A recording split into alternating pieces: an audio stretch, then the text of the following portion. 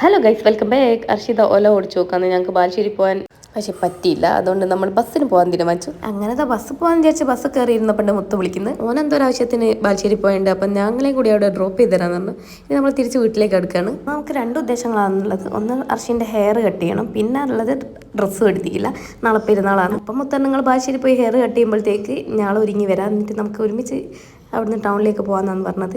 അപ്പോൾ നമ്മൾ വീട്ടിലെത്തുമ്പോഴത്തേക്ക് ഒരു വണ്ടി തിരിച്ച് വരുന്നുണ്ട്. ബാലുശ്ശേരി ഡോക്ക് നോക്കി വെക്കുമ്പോൾ ഈ ചെരുപ്പ് കണ്ടപ്പോഴേ പകുതി ജീവൻ പോയിട്ടുണ്ട്. അത്രയും തിരക്കായിരുന്നു. ടൗണിൽ നമ്മൾ പോകുന്നത് തിരക്കാലോചിച്ചിട്ടാണ്. ബാലുശ്ശേരി അതിലും വലിയ തിരക്ക്. ഓരോട് ചോദിച്ചപ്പോൾ ഒരു പറഞ്ഞു ഇനി ഒരു അരമുക്കാൽ മണിക്കൂർ എടുക്കും. അങ്ങനെ കുറേ നേരം അവിടെ വെയിറ്റ് ചെയ്ത് നിന്നപ്പോൾ വിശക്കാൻ തുടങ്ങി. അങ്ങനെ പോയിട്ടൊരു ജ്യൂസും നല്ലൊരു ബ്രെഡ് പോക്കറ്റൊക്കെ കഴിച്ച് വരുമ്പോഴത്തേക്കും നമ്മുടെ അർച്ചി സെറ്റായിട്ടുണ്ട്. നമ്മൾ മുടി വെട്ടി കഴിയുന്നതിന് മുന്നേ തന്നെ മുത്തിൻ്റെ പരിപാടി കഴിഞ്ഞിട്ടുണ്ടായിരുന്നു. എന്നാലും ഇപ്പം പറഞ്ഞിട്ട് കൊണ്ട് നമ്മളെ കാത്തു നിന്നിട്ടുണ്ടായിരുന്നു.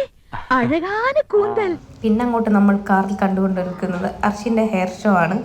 നെക്സ്റ്റ് നമ്മൾ ഡ്രസ്സ് എടുക്കാൻ പോകണം. ഡ്രസ്സ് എടുക്കാൻ ഗോകുലം മാളിലൊക്കെ കയറി ഇറങ്ങി. പിന്നെ വിശപ്പിൻ്റെ വിളി വന്നതോടുകൂടി നമ്മൾ നല്ലൊരു തട്ട് ദോശ കഴിക്കാൻ പോവാണ്. ഞാനൊരു തട്ട് ദോശ ഫാനൊന്നല്ല, കാരണം പുളിപ്പുള്ള ദോശകൾ എനിക്ക് ഇഷ്ടമല്ല. പണ്ട് കഴിച്ചപ്പോൾ അങ്ങനെയായിരുന്നു. പക്ഷേ ഇവിടുന്ന് എല്ലാവരും വാങ്ങുന്ന ആവേശത്തിൽ ഞാൻ വാങ്ങി. പക്ഷെങ്കിൽ എൻ്റെ പ്രതീക്ഷകളെ തെറ്റിച്ചുകൊണ്ട് ഒരു രക്ഷയില്ലാത്ത ദോശയായിരുന്നു. നല്ല ടേസ്റ്റി ആയിരുന്നു. പിന്നെ ചിക്കൻ വെച്ച് പറയണ്ട, ഭയങ്കര ടേസ്റ്റാണ് കേട്ടോ.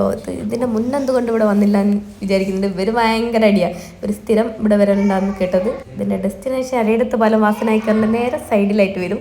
വീണ്ടും നമ്മൾ ഡ്രസ്സിനുള്ള അലച്ചിലാണ്. അതിൻ്റെ ഇടയിൽ കുഞ്ഞാവനെ കളിപ്പിച്ചുകൊണ്ടിരിക്കുകയാണ്. കുഞ്ഞാവ് ആദ്യം പറഞ്ഞ് ഞങ്ങളെ കാറിൽ വരുന്നില്ല, വന്ന് മറ്റേ കാർ കയറാൻ പോയി. പക്ഷേ ഒരു കുഞ്ഞാവനെ കൂട്ടാണ്ട് പോയി. പാവം കുഞ്ഞാവ് ഇപ്പോൾ എവിടെ ഇല്ലാണ്ട് നിൽക്കുകയാണ്.